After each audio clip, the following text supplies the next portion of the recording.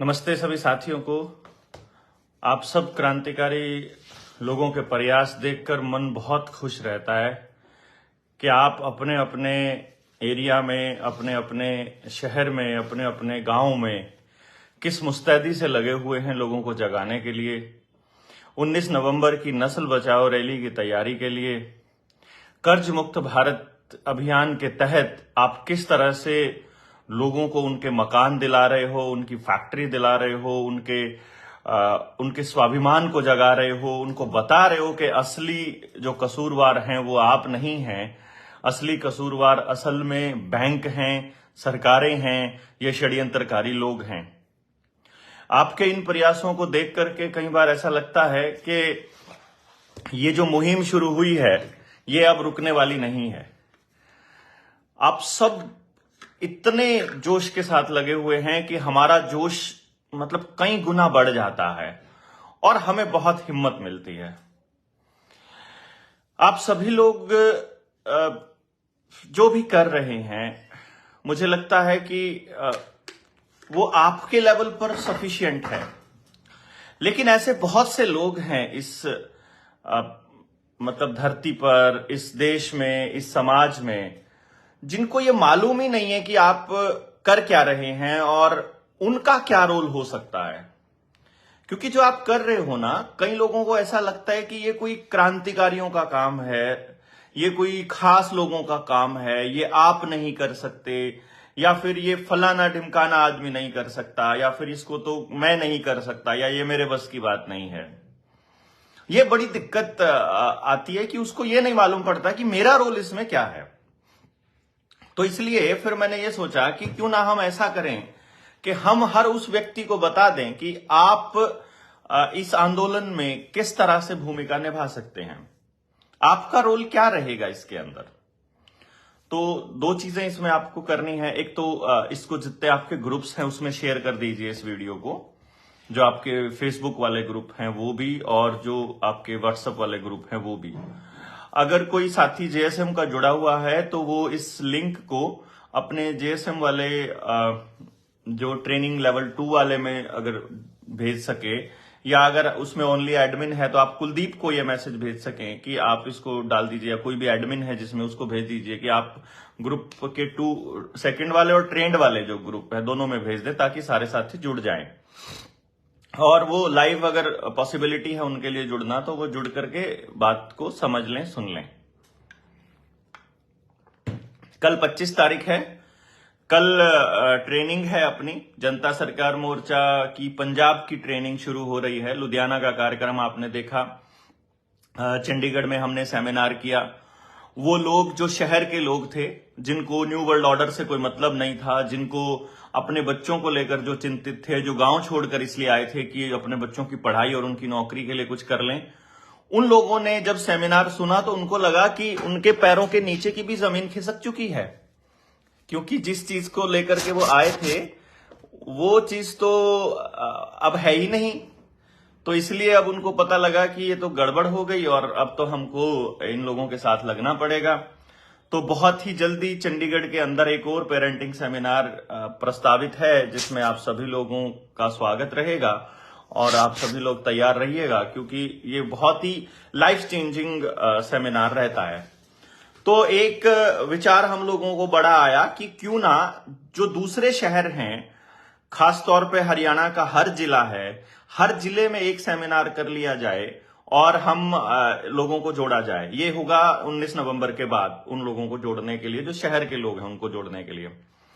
19 नवंबर की जो नस्ल बचाओ रैली है, उस नस्ल बचाओ रैली के लिए आप लोगों को मुस्तैद होना होगा, आपको इसके लिए तैयार होना होगा और जुड़ना होगा बहुत स्ट्रांग लेवल पर।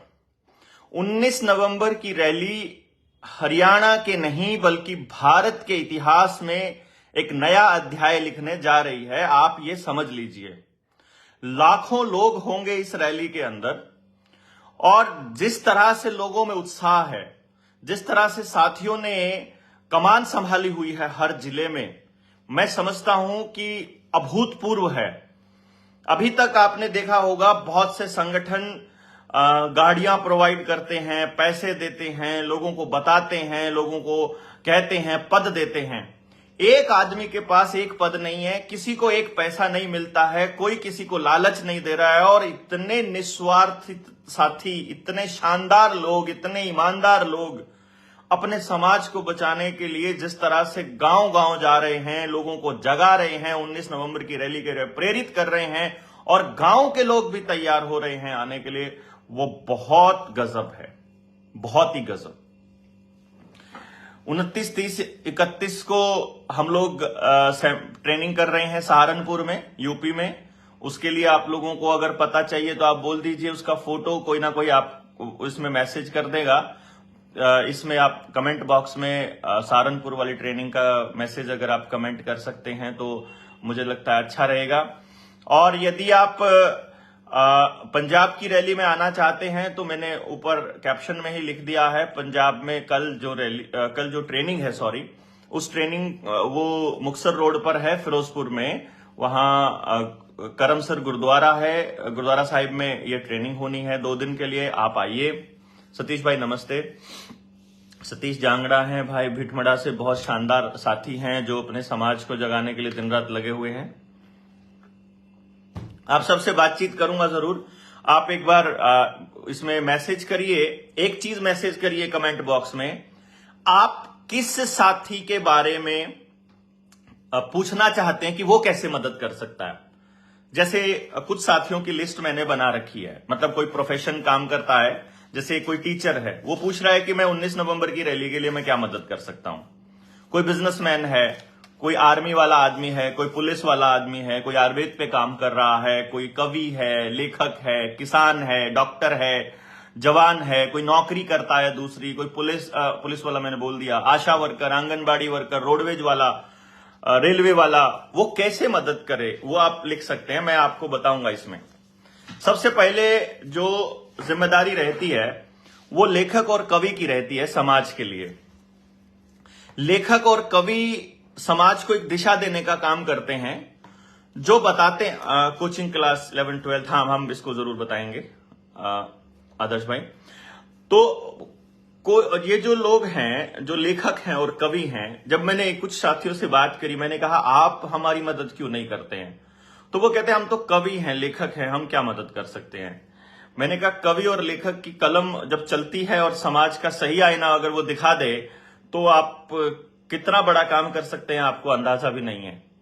तो उन्होंने कहा कि सरकार अगर हमारे खिलाफ हो गई तो मैंने कहा अगर आपके बच्चे ही नहीं बचे, आपका बीज ही नहीं बचा, तो अगर अगली जनरेशन आपकी कविताएं सुनेगी ही नहीं, तो अगर वो आर्टिफिशियल इंटेलिजेंस में उलझी रही तो तब आप क्या करेंगे। हाँ भाई ये तो बात है, ये भी बात है। तो फिर आपको क्या करना चाहिए, अपनी कलम सच लिखने की तरफ दौड़ानी चाहिए। जो भी हो रहा है समाज में, किसी के साथ अन्याय हो रहा है, कोई अन्याय कर रहा है, सत्ताओं का क्या रोल है, राजा का क्या रोल है, प्रजा का क्या रोल है, सब बताइए। कौन क्या क्या कर सकता है, कौन क्या लिख सकता है, कौन क्या बोल सकता है, सबको उनका रोल बताइए। नहीं तो अगर आप नहीं बताएंगे तो अराजकता इस लेवल पर आ जाएगी, सरकारों की अराजकता, जनता की अराजकता बहुत अच्छी चीज है, मैं पहले से बता रहा हूं। मैं एनार्की के पक्ष में हूं। मतलब कई लोग ये कहते हैं कि ये एनार्किस्ट है।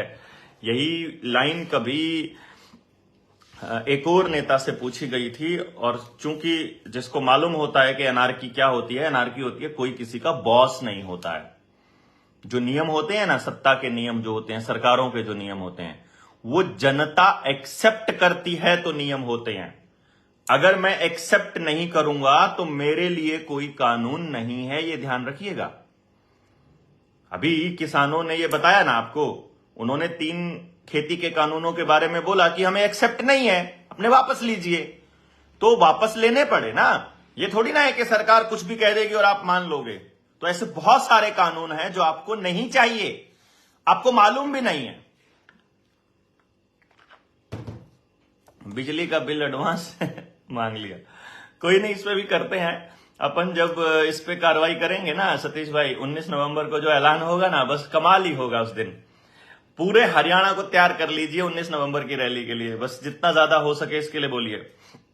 बाकी फिलहाल बात को जारी करते हैं। कवि और लेखक को लिखना चाहिए।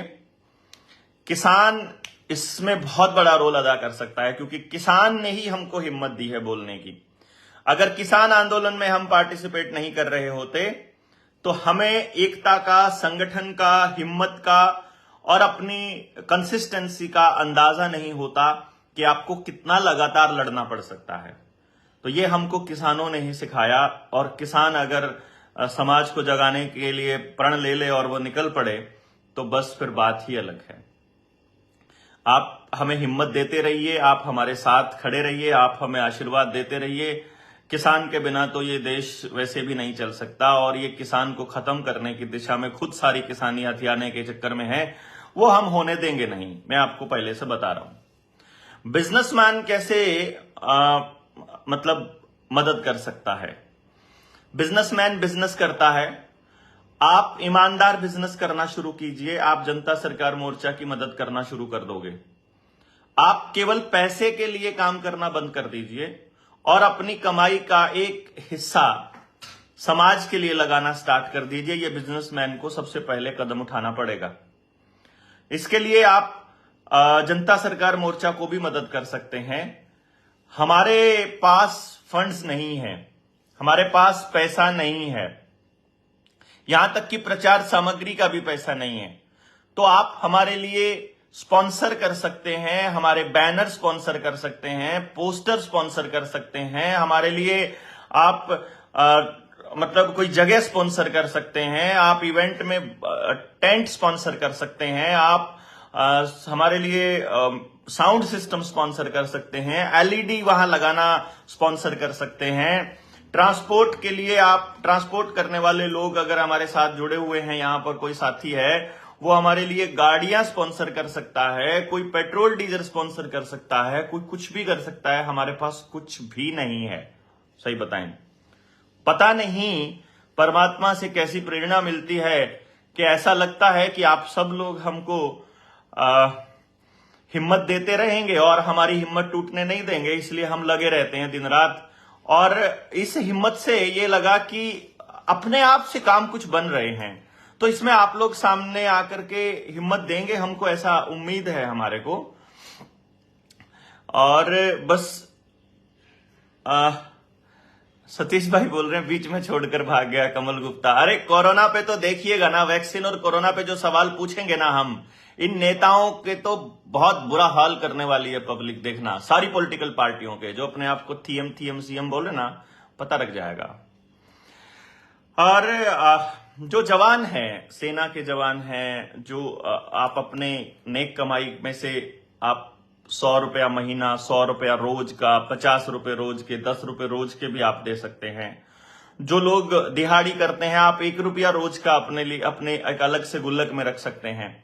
मैं आपसे गुजारिश करूंगा कि आप 10 रुपये रोज से शुरू करके आप 100 रुपया, 1000 रुपया, जितनी आपकी कमाई है उतना रुपया गुल्लक में रखना स्टार्ट कर दीजिए अपने घर पर। और जब रैली होती है, हमको जब उन लोगों को पेमेंट करनी पड़ेगी, वहां आप हमारी मदद कर सकते हैं। आप हमको एक अकाउंट में भी पैसा भेज सकते हैं, वहां भी आपकी मदद हो सकती है। मतलब ये एक छोटी सी बात है, पैसे की वजह से ये रैली नहीं रुकनी चाहिए, ऐसा हमारा मानना है। बट फिर भी ये जो वीडियो है ये हमने डोनेशन के लिए नहीं बनाई है। हम ये बता रहे हैं आपको कि पुलिस वाले साथियों को भी हम बता रहे हैं कि भाई होमगार्ड आ गया है आपकी नौकरी को छीनने के लिए शुरू में। उसके बाद सभी जो बेल्ट वाली नौकरी है उनकी एक वर्दी हो सकती है। पुलिस वालों को किराए पर देने की प्रक्रिया चल पड़ी है। सीसीटीवी कैमरे से ही सारा काम होने वाला है। आर्टिफिशियल इंटेलिजेंस ही सब करेगी, तो पुलिस को आपकी जरूरत है ही नहीं, या कह लीजिए डिपार्टमेंट को पुलिस कर्मचारियों की जरूरत है ही नहीं अगर तरीके से सोचा जाए तो आप तो वैसे भी मतलब एक तरह से बर्बाद होने ही वाले हैं। तो नौकरियां तो आपकी जाने वाली है।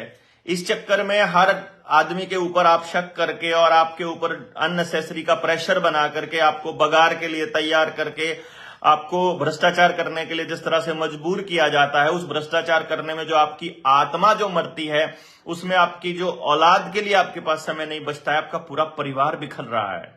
तो नौकरी करने वाले लोगों को भी ये सोचना पड़ेगा, पुलिस के लोगों को भी ये सोचना पड़ेगा कि लूट तो उनके साथ भी हो रही है ना, नुकसान तो उनका भी हो रहा है। आप शेयर कर दीजिए वीडियो को जब तक बहुत ज्यादा लोगों तक पहुंचे, ताकि टीचर्स का बहुत बड़ा रोल रहता है समाज में। जब योगदान देने की बारी आती है, टीचर्स अपनी पूरी जनरेशन को तैयार करते हैं। मैंने बहुत टीचर देखे हैं जो अगर किसी एक पॉलिटिकल पार्टी के भक्त हैं या किसी बेवकूफ से नेता के भक्त हैं, तो वो अपने एजेंडे को चलाने के लिए अपने क्लासरूम को ही टारगेट बना लेते हैं। जैसे दिल्ली के अंदर एक भक्त था, उसने ये ऐसा किया था कि अपनी ही क्लास के बच्चों को पीटना शुरू कर दिया जो दूसरी जात के थे, जो दूसरे धर्म के थे। इसी तरह से एक रेलवे का एक सीआरपीएफ का कर्मचारी था जो बीजेपी माइंडेड था और जो लोगों को, बल्कि दूसरे धर्म के लोगों को जय श्री राम के नारे पर मार मार के पीट पीट के मार देता था। तो ऐसे बहुत से लोग होते हैं जिनका आचरण बहुत गहरा असर डालता है अगली पीढ़ी पर, खास तौर पे टीचर्स का। तो जो टीचर्स हैं वो इस पूरे खेल को समझे, न्यू वर्ल्ड ऑर्डर को, और इसके लिए रुपए के इस खेल को, पैसे बनाने के इस खेल को, आरबीआई के, इन बैंकिंग के, इन लोन के, इस रुपए छापने के इस पूरे खेल को समझें और समझ के अपने लोगों को समझाएं, तो भी बहुत बड़ी मदद आप कर सकते हैं। हमारी आंगनवाड़ी वर्कर बहुत क्रूशियल रोल अदा कर सकते हैं यहां पर, क्योंकि आंगनवाड़ी वर्कर और आशा वर्कर की नौकरी जाने वाली है। इनका काम पूरा हो चुका है। आशा वर्कर का काम था, अभी जब तक आशा वर्कर वहीं पर रहेंगी जहां जहां अभी वैक्सीनेशन सेंटर पूरी तरह से नहीं बने हैं, जिनके अभी आधार जो है उनके मेडिकल हेल्थ कार्ड के साथ नहीं जुड़े हैं, जिनके मतलब बच्चों का रिकॉर्ड सारा का सारा ऑनलाइन नहीं हुआ है, डेट ऑफ बर्थ के सर्टिफिकेट्स जिनके नहीं बने हैं, पूरी तरह से ऑनलाइन नहीं चढ़े हैं, केवल तब तक आशा वर्कर्स की जरूरत है। उसके बाद सारे अस्पताल ऑटोमेटेड करने की तैयारी में तो है ही ऑलरेडी, आर्टिफिशियल इंटेलिजेंस का रोल यही रहेगा। और जो आंगनबाड़ी वर्कर है उनकी तो जरूरत इनको है ही नहीं। आप नौकरियां बचाने की लड़ाई लड़ते रहोगे, आपकी जरूरत इनको नहीं है। रोडवेज का भी आपको मालूम है क्या होने वाला है। जो बसें हैं वो चलाएंगे प्राइवेट प्लेयर्स, और जो ट्रैफिक है, जो कम्यूटिंग है, ये अमीर लोगों के लिए होगी। गाड़ियां सिर्फ वो अच्छे वाली होंगी, अमीरों के लिए ही, मतलब जैसे वोल्वो होती है, टाइम से चला करेंगी, ऑनलाइन ही कनेक्टेड रहेंगी। लेकिन जो कम्यूटिंग है आम इंसान की, जैसे भेड़ बकरियों की तरह ठोकने वाला काम, वो मेट्रो की तरह चलेगा। तो उसमें पहले धीरे धीरे एक्सटेंड करके पहले रोहतक तक ले आएंगे, उधर जाकर के वो गाजियाबाद से आगे निकाल देंगे, उधर नोएडा से आगे निकाल देंगे, इधर बल्लभगढ़ से आगे निकाल देंगे, इधर फिर जयपुर की तरफ चल पड़ेगी, थोड़ी सी यहाँ रेवाड़ी की तरफ आ जाएगी, तो ऐसा करके इधर सोनीपत की तरफ आ जाएगी। तो ये करते करते वो क्या करेंगे, धीरे धीरे एक्सटेंशन करते जाएंगे। और मेट्रो में आपने देखा ही होगा, टिकट भी आप ऑनलाइन ले सकते हैं, टिकट आप क्लिक कर सकते हैं। अंदर जाने के लिए भी बारकोड ही स्कैन करना है, अंदर जाने के लिए स्कैनिंग भी ऑटोमेटिक होती है। फिर आप बस ट्रेन में चढ़ते भी अपने आप हैं, उतरते भी अपने आप हैं, ना कोई ड्राइवर है, ना कोई कंडक्टर है, ना कोई चेक करने वाला है, ना कोई टीटी है, ना कोई टिकट काटने वाला है। तो ड्राइवर की किसी आदमी की जरूरत इनको है ही नहीं है। जब किसी व्यक्ति की जरूरत ही नहीं है तो नौकरियां कहां से आएंगी।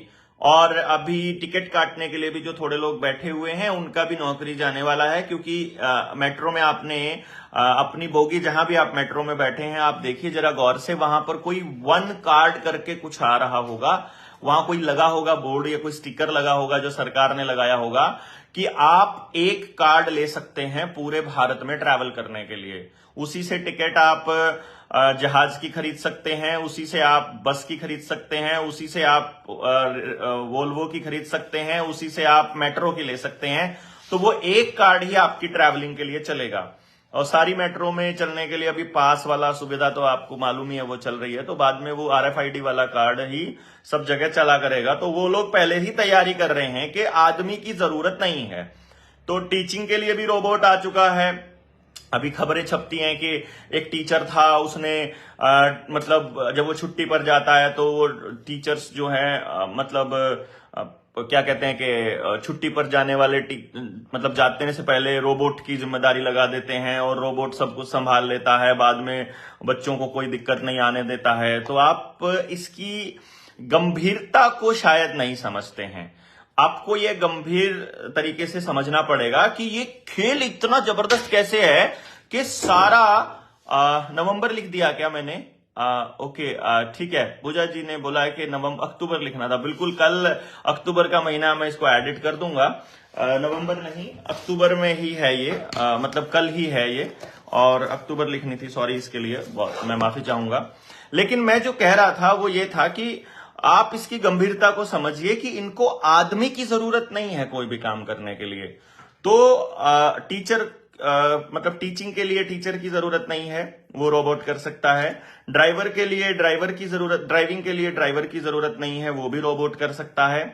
रेलवे में भी टिकट काटने से लेकर के आपकी चेकिंग तक का काम रोबोट कर सकता है। तो सारे काम जब रोबोट कर सकता है तो उस आपकी जरूरत कहां है उसको? मतलब आदमी की जरूरत कहां है? कहीं भी नहीं, मैं जहां तक समझता हूं। मानना है कि आदमी तो केवल एक उपभोग की वस्तु बन जाएगा। आपके सारे संसाधनों पर वैसे ही कब्जा कर चुके हैं, खेती आपकी वैसे ही बर्बाद करने की दिशा में काम कर रहे हैं।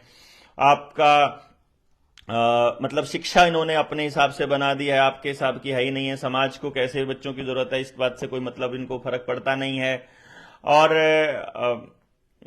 मतलब रोड पे इनकी जरूरत नहीं है, कहीं पर भी आदमी की जरूरत नहीं है इनको। तो बच्चे पैदा करने के लिए भी आदमी की जरूरत नहीं है यहां तक की, तो फिर किस काम के लिए जरूरत है? इसलिए धीरे धीरे या तो आप मरते चले जाएंगे, या आप परमानेंट बीमार हो जाएंगे, या आपको गांव से विस्थापित करके शहर में भेज दिया जाएगा, आपकी जमीनों को एक्वायर कर लिया जाएगा जबरदस्ती। धीरे धीरे कंपनियां बड़े बड़े चंक खरीदने लग जाएंगी और आप सब ये करने लग जाओगे। तो आंगनबाड़ी वर्कर और जो आशा वर्कर हैं, इनकी ये बहुत मतलब मजबूत ड्यूटी बनती है कि ये अपने आसपास गांवों को जगाना शुरू करें कि आप अनाज का संरक्षण कीजिए, बीजों का संरक्षण कीजिए, अपने डंगरों का संरक्षण कीजिए, दोबारा से जंगल लगाना स्टार्ट कीजिए, दोबारा से पानी का संरक्षण कीजिए। पानी आपके पास अपना नहीं है, बीज आपके पास अपना नहीं है, बिजली आपके पास अपनी नहीं है, ट्रांसपोर्ट आपके पास अपना नहीं है। पेट्रोल डीजल के बिना आप ट्रांसपोर्ट नहीं कर पाएंगे, आप कर कुछ नहीं सकते हैं। अगर सरकार ने दोबारा से आपके नाक बंद करने की कोशिश की, आपका मुंह बंद करने की कोशिश की, आपके पेट पर अगर दोबारा से लात मारने की कोशिश की, तो आप कुछ नहीं कर पाएंगे। आपको यह समझना पड़ेगा, आपके पास कोई रास्ता नहीं है। रेलवे के साथ ही आप कैसे मदद कर सकते हैं? आप रेलवे वाले साथी को मालूम है कि कौन सी रेल में ज्यादा लोग जाते हैं, किस तरह के कम जाते हैं, तो एक छोटे छोटे स्टिकर बना सकते हैं। जहां भी बर्थ होती है, बर्थ में लेटते हैं, आप किसी की ड्यूटी लगाइए कि ये स्टिकर्स लगाते जाइए। जनता सरकार मोर्चा के या उनके मिशन के अभियान के जुड़ने के लिए आप वो उस पर फोन नंबर लिखा हो, बस ये स्टिकर आप बस में, ट्रेन में, जहां भी हो, जनता सरकार मोर्चा से जुड़ने के लिए आप स्टिकर छपवा छपवा के बाइक पर, कार में, जहां आपका मन मतलब आपको लगता है कि पब्लिक के अंदर मैसेज जाना चाहिए। हर व्यक्ति को यह मालूम होना चाहिए कि हमको कर्जे से मुक्त करना है पूरे भारत को, हमको ये बीज बचाने हैं, हमको ये अपनी अगली पीढ़ियां बचानी है। इसके अलावा हमारे पास कोई रास्ता नहीं है। ये आपको बताना पड़ेगा, आपको ये करना पड़ेगा खुद से आगे आकर के। आप कुछ भी करते हैं, समाज के किसी भी हिस्से से बिलोंग करते हैं, आपके पास ऑप्शन नहीं है सबको साथ आकर के लेकर के चलने का। ये कंपटीशन का टाइम चला गया। अब कंपटीशन से बात नहीं बनेगी, अब कॉपरेशन से बात बनेगी, अब सह अस्तित्व से बात बनेगी, और सह अस्तित्व में रहकर ही हम आगे बढ़ सकते हैं। यही एकमात्र रास्ता बचा हुआ है। अभी आपको कल पहुंचना है पंजाब में। जो भी साथी पंजाब के साथी हैं, पंजाब के ग्रुप्स में डालिए, पंजाब के लोगों को बोलिए कि जनता सरकार मोर्चा की इस ट्रेनिंग का पार्ट बनिए, पूरे षड्यंत्र को समझिए। षड्यंत्र जब आपको समझ में आ जाएगा तो आपको सब कुछ समझ में आ जाएगा। इसके बाद हम हिमाचल में रखेंगे, तो हिमाचल के साथी भी इस ट्रेनिंग में पार्टिसिपेट कर सकते हैं। और फिर यूपी में भी हम लोग कर ही रहे हैं। यूपी में सहारनपुर में ट्रेनिंग अपनी होगी 29, 30, 31 की। तो इस दौरान आप ज्यादा से ज्यादा संख्या में अपने लोगों को जोड़िएगा। दूसरे लोग जितने भी कहीं पर जुड़े हुए हैं उनको बताइए कि जनता सरकार मोर्चा से जुड़ो। 19 नवंबर की जो नस्ल बचाओ रैली करनाल में होने जा रही है उसके लिए कमर कस लीजिए, उसके लिए पहुंचिए, उसके लिए लोगों को बताइए, ज्यादा से ज्यादा लोगों को जगाइए, जगा करके उनको वहां लेकर आइए और फिर उसके बाद एक बहुत बड़ा ऐलान वहां से होने वाला है। आप समझ नहीं पाएंगे कि कितना बड़ा षड्यंत्र सरकारें कर रही हैं। वहां से सारे षड्यंत्रों का खुलासा भी करेंगे, वहां से बताएंगे भी आपको कि आपको क्या करना है और गांव गांव इन कैसे आर्थिक आजादी लेगा, कैसे इनके इस चंगुल से बचेगा और किस तरह से हम इनको किस तरह से राजनीतिक आजादी भी हम इनसे लेंगे, किस तरह हम लोगों को इन्होंने बंद करके रखा हुआ है, कब्जे में रखा हुआ है, वो बहुत गलत है। और लोकल जो मीडिया है वो भी आप हमारी मदद कीजिए। जितने भी लोकल पत्रकार हैं उनको भी हमारी मदद करनी चाहिए। लोकल जो जिले के साथी हैं उनकी मदद करें, उनसे मिलें, उनका इंटरव्यू लें, उनको दिखाएं, उनको बताएं कि आप हो गया है। हाँ, कैप्शन हम ठीक कर लेंगे पंकज जी, हमें पता लग गया था कैप्शन में गड़बड़ हो गई है। बाकी के साथी जितने भी हैं आप बताइए हमको कि हम कौन से आदमी की कैसे मदद ले सकते हैं। आप मैसेज करिए, आप जुड़िए, 9518170000 पर मिस्ड कॉल कीजिए। आप नए लोगों को जोड़िए, इस पर मिस्ड कॉल करेंगे। कोई कर्जे में बहुत परेशान है, बैंक वाले जीने नहीं दे रहे हैं, उनको भी वहां बुलाइए। आप पंजाब वाली ट्रेनिंग में भी बुला सकते हैं, यूपी वाली में बुला सकते हैं। 19 तारीख को करनाल में तो आ ही रहे हैं, वहां तो हमको ऐलान कर ही देना है बहुत बड़ा सा, लेकिन वो ऐलान आपकी संख्या के ऊपर निर्भर करेगा कि आप आएंगे कि नहीं आएंगे। यदि आप नहीं आएंगे तो हम क्या करेंगे, और यदि आप आएंगे तो हम फिर वो करेंगे जो अभी तक कोई नहीं कर पाया था। फिर हम भारत की आजादी की इस लड़ाई को, आर्थिक आजादी की भी लड़ाई है, राजनीतिक आजादी की भी लड़ाई है, सामाजिक आजादी की भी, इन गलत तरीके के बनाए हुए कानूनों से, इनके बनाए हुए नियमों से, इन कंपनी राज से, इस भ्रष्टाचार से मुक्ति, आजादी हमको चाहिए। इसके लिए हमको लड़ना ही होगा, अपने लोगों को जगाना ही होगा, तैयार करना ही होगा। उसी मुहिम में दिन रात हम लोग लगे हुए हैं। आप भी हमारा साथ देंगे, अपने आसपास के लोगों को जगाएंगे, ऐसी उम्मीद है। आप अधिक से अधिक इसको शेयर कीजिए, दूसरे लोगों तक पहुंचाइए और दूसरे लोगों को जगाइए। आप सब लोग इतनी देर तक जुड़े भी रहे, आप सबके लिए आप सबको बहुत बहुत धन्यवाद। आप सबको शुभ रात्रि और दशहरे की शुभकामनाएं। आपने देखा होगा हम कहीं पर भी चैनल पे हम लोग ये जो त्योहार मनाने वाला जो प्रोसेस है, इसको अभी फिलहाल हमने अपने जीवन में तो हमने इसको थोड़ा सा रोका हुआ है, क्योंकि हम तो आपके बीच आकर ही त्योहार जैसी फीलिंग ले लेते हैं। तो स्पेशल जो त्योहार हैं वो हम तभी मनाएंगे जब हमें ये महसूस होने लगेगा कि अब हम आज़ादी के उस मुकाम पर पहुंचने वाले हैं और अब हम एक्चुअली कुछ करने लायक हो गए हैं और अपने साथियों संग हम ऐसा समाज बना चुके हैं या बना रहे हैं या बनाने की दिशा में हैं कि हम इकट्ठे बैठने लग गए हैं। जब तक हम इकट्ठे नहीं होते तब तक तो किसी त्योहार का आनंद भी नहीं है। अभी आज जो दशहरे पर जो पटाखे फोड़े जाएंगे, जितनी भी आतिशबाजी होगी, सरकार इस आतिशबाजी का इस्तेमाल कैसे करने वाली है वो मैं आपको बता देता हूं।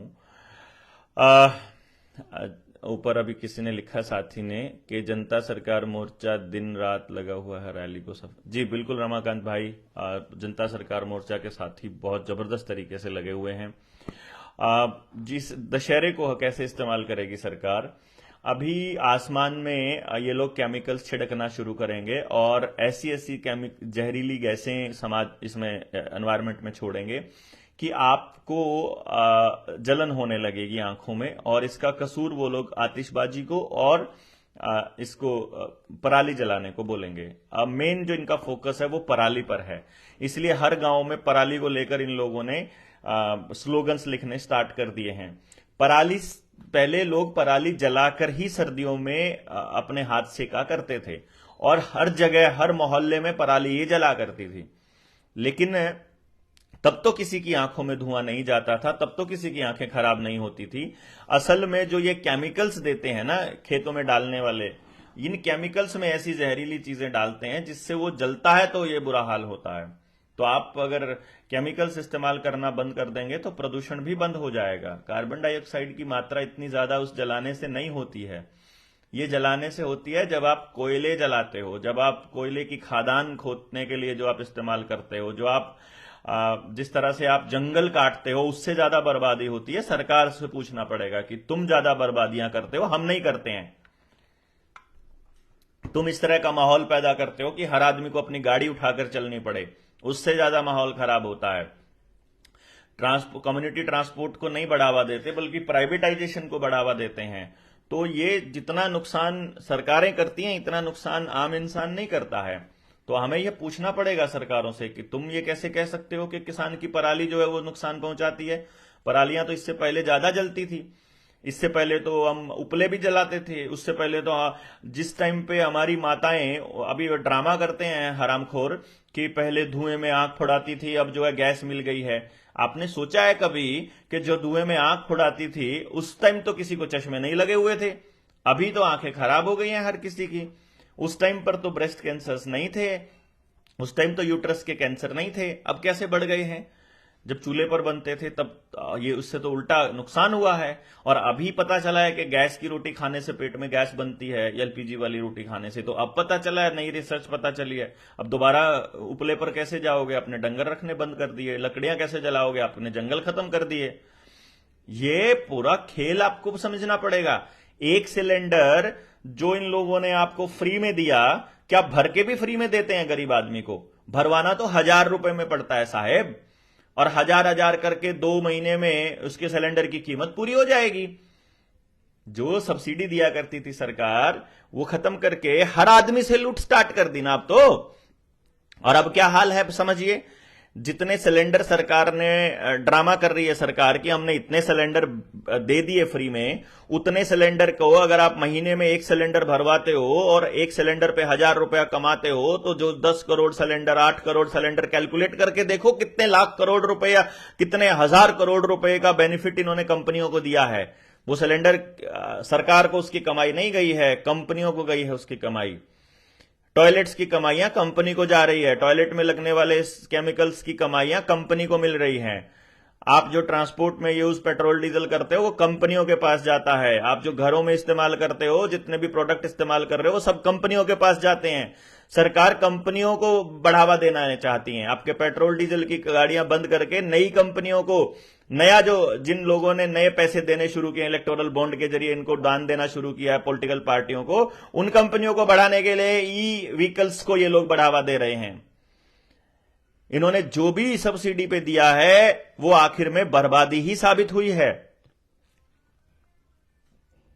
इस बर्बादी से अपने लोगों को बचाना बड़ा जरूरी है, उनको जगाना जरूरी है, लगातार बोलना जरूरी है, बोलते रहना जरूरी है। बोलते ही रहिए, बस बताते ही रहिए। अभी लोग जागने लगे हैं, वो लोग जिन्होंने जनता सरकार मोर्चा के बनते वक्त ये कहा था ना कि ये तो ऐਵੇਂ ही लोग हैं, इनके बस का कुछ नहीं है, वो लोग आज बोल रहे हैं कि हां अगर कुछ करेंगे तो ये जनता सरकार मोर्चा के साथ ही करेंगे। और यकीन मानिए 19 नवंबर के बाद इस समाज का एक एक नेता, इस समाज का एक एक संगठन जनता सरकार मोर्चा के जो जिले के साथी, जिम्मेदार साथी, उनके पीछे लगा होगा कि हमको भी मुक्ति दिलाइए इस भ्रष्टाचार से, इस गंदगी से, इनकी तानाशाही से, इनके कर्जे से और इस अव्यवस्था से। व्यवस्था परिवर्तन की जो लड़ाई जनता सरकार मोर्चा के साथियों ने शुरू की है, इसको अंजाम तक पहुंचाकर ही हम दम लेंगे, यह हम आपको बता रहे हैं। इसके लिए हमको किसी भी स्तर पर जाना पड़े, हमको कुछ भी करना पड़े, हम वो करेंगे, लेकिन हम किसी के साथ धोखा नहीं करेंगे। बस ये जनता सरकार मोर्चा के साथियों से रिक्वेस्ट है कि किसी को झूठ बोलकर अपने साथ नहीं लगाना है, किसी को झूठे लारे लगाकर अपने साथ नहीं लगाना है। आप सारे साथी बहुत क्रांतिकारी हैं, बहुत शानदार तरीके से जुड़े हुए हैं, एक दूसरे को बहुत मदद कर रहे हैं, वो मदद करते रहिए और एक दूसरे का हाथ बढ़ाते रहिए। अपने जिले में सबको जोड़ करके अपने जिले में एक संगठन जो आपका है उसको मजबूत कीजिए और प्रचार को और तेज कर दीजिए। 19 नवंबर के लिए सबने कमर कसी हुई है। महाराष्ट्र से लोग आ रहे हैं, मध्य प्रदेश से लोग आ रहे हैं, छत्तीसगढ़ से लोग आ रहे हैं, हिमाचल से लोग आ रहे हैं, पंजाब से लोग आ रहे हैं। आप कहां से नहीं आ रहे हैं? आप सोचिए, उड़ीसा से लोग आ रहे हैं, सब जगह से लोग आ रहे हैं। यहां तक कि जो ट्राइबल इलाके हैं झारखंड के, छत्तीसगढ़ के, वहां से भी लोग आ रहे हैं। तो ये जो हमारा नारा है, भारत की हुंकार है और जनता ही सरकार है, ये कोई आम नारा नहीं है। ये हर आदमी को ये एहसास दिलाने के लिए है कि आप मालिक हो इस देश के। वो मालिक नहीं है जो सरकार जिसको हम कहते हैं, वो सरकार नहीं है, वो गुलाम है पूंजीपतियों के। उन पूंजीपतियों के गुलामों से मुक्ति हमको लेनी ही होगी। हमारे पास और कोई रास्ता है नहीं। अगली पीढ़ियों को बचाना है, अगर अपने समाज को बचाना है तो गांव बचाना होगा। गांव से देश है, देश से गांव नहीं है। गांव को अपनी सभ्यता बचानी होगी। अपने जो कानून हमारे थे उनको दोबारा जानना होगा और अपनी अगली पीढ़ियों को बताना होगा। पंचायती सिस्टम हमको फिर से लाना होगा। इस पुलिस राज से पीछा छुड़ाना होगा। ये जो जजेस बैठे हैं, जिस जज का रीडर 100 रुपए, 200 रुपए, 500 रुपए लेकर आपको तारीख बदल के देता है या अपनी मर्जी की तारीख देता है और उस जज को मालूम है वो आपको न्याय देगा, क्या आपको लगता है? भूल जाइए साहब, भूल जाइए। न्यायालय न्याय के लिए नहीं बना था। पुलिस आपकी रक्षा के लिए नहीं बनी थी। 1857 की क्रांति के बाद 1860 में हमारा आईपीसी बना था और 1861 में पुलिस का कानून बना था और उसके बाद पुलिस आई थी। क्रांतिकारियों को दबाने के लिए, समाज के लिए बोलने वाले लोगों को मारने के लिए ही पुलिस का गठन हुआ था। और ये लोग उस पर मीठे मीठे स्लोगन लगाते हैं कि सुरक्षा, सेवा, सहयोग। जाकर थाने में कभी सहयोग लेकर तो देखिए इनका। कभी सुरक्षा देते हैं क्या आपको? कभी सेवा करते हैं कि आपकी सेवा का मतलब क्या मालूम है? जब आपकी सेवा करनी होती है तो आपको लेटाकर जूते मारते हैं और जब अपनी सेवा करवानी है तो आपकी जेब खाली करवाते हैं। ये काम करते हैं ये लोग। यही काम है क्या पुलिस का? लेकिन लिखते तो कुछ और है ये। इसलिए आप सब लोग, जितने भी लोग इस समाज के हैं और जो जागरूक लोग हैं और जो एक दूसरे को समझते हैं, आकर्षण उपल की रिहाई पर दोष, अरे आकर्षण उपल की, भाई साहब आकर्षण उपल को 2 जगह से वो मिल गई है बेल, अभी तीसरी एक बेल मिलनी रहती है। और आकर्षण भाई को एक बार बाहर आने दो। सरकार के खिलाफ जिस तरीके से मुझे लगता है कि वो दहाड़ने वाले हैं, इस खट्टर को जगह नहीं मिलेगी वहां पर करनाल में जगह पैर रखने की। और इस रैली में आकर्षण भाई की भी आवाज हम लोग उठाएंगे। जितने भी लोग हैं, आप सब लोग किसी भी जहां पर भी आप लोगों के साथ अन्याय हो रहा है, एक बार लिस्ट तैयार कर लीजिए। गांव में कितने लोगों को साइड इफेक्ट हो चुका है बूटी से, अमृत प्याले से, उसकी लिस्ट बना लीजिए। कितने लोग कर्जे में है उसकी लिस्ट बना लीजिए। कितने लोग कर्ज से मुक्ति करनी है उनकी लिस्ट बना लीजिए। कितने लोगों को न्याय दिलाना है, जब साइड इफेक्ट की लिस्ट के लिए मुआवजा हमको दाखिल करना है 10 करोड़ रुपए, वो पता कर लीजिए। बिजली वालों ने कितने लोगों के घर पर छापे मारकर जुर्माने लगा रखे हैं वो पता कर लीजिए। इनकम टैक्स वालों ने कितने लगा रखे हैं वो पता कर लीजिए। ऑनलाइन चालान किस किस के घर में आ गए पता कीजिए। आप जारी कीजिए। देखिए, सबका चुकता हम करेंगे। जितना भी पैसा सरकार को देना होगा, जनता सरकार मोर्चा करेगी। आप देखिएगा सही। काला गामड़ा, काला भाई राम राम। काले भाई कैसे हैं? सब बढ़िया एकदम से। तो आप सब लोग जो हैं, आप सब लोग लगिए कि आप सभी साथी इस मुहिम में लगे हुए हैं।